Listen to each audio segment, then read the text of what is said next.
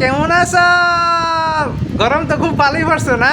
এ রেমালা এসে কোনো গরম কমাইতে পারছে না। রেমাল আরো ঝামাল ঝামাল কইরা গেছে গরম।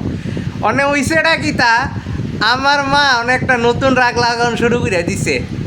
যেহেতু তোমরা সবাই জানো আমি নিরামিষ খাই, 12 মাসা নিরামিষ আমি। তো আমার মা কইতাছে এই নিরামিষ যে খাইতাছস, ভবিষ্যতে তোর যখন বিয়া হইব তখন তুই কিতা করবি? তোর বউ যদি এমন আয় যে এই নিরামিষ খাইতে ইচ্ছা না, তখন তুই কিতা করবি? আমি আমার মারে কই, মা আরে ভবিষ্যতের এত যদি আমরা চিন্তা করতে তাই বর্তমানে আমরা থাকতে পারতাম না, বর্তমানে থাই। এবার দিয়ে আমার মা ঘরের কাজটা শেয়ায়। আচ্ছা ঠিক আছে, আমার এতে কোনো অসুবিধা নাই, সবাইরই কাজ করতে পারে, ছেলে মেয়েদের ভিতরে কোনো পার্থক্য নাই, ঘরের কাজ যে কেউই করতে পারে, আমার এতে কোনো নাই, দ্বিধা নাই, অসুবিধা নাই। কিন্তু আমার মা কাজকে লিগে শিখাইতেছে, এটা মনে করো না যে নিজের সাহায্যের লিগা।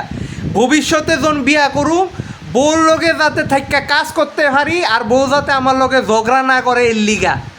মানে কিতা কইতাম, মন পর্যন্ত পড়াশোনাও শেষ হইছে না, কলেজও বালা মতো শেষ হইছে না, আমার জুলাইয়ে গিয়া ফাইনাল পরীক্ষা এরপরে দিয়ে শেষ হইব, প্রজেক্টও জমা দিছি না, এরপরে দিয়ে আরও পড়াশোনা করুক, এরপরে দিয়ে চাকরি হইব, এরপরে দিয়া গিয়া সেরা বিয়ার ব্যাপারে চিন্তা করণ যাইতে পারে।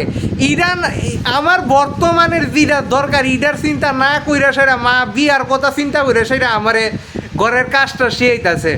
মানে কি দিন কালাইছে, আর কি কইতাম, কত টেনশন জীবনে। ওই যে দেখতে না, এই যে চুল মুল যাইতেছে গা, এই যে পুরা খালি হয়ে যাইতেছে গা, দাড়ি ধুড়ি দেওয়া কত বড় হয়ে গেছে গা, একদম জঙ্গলি সাইড আছি গা, জঙ্গলি জঙ্গলি।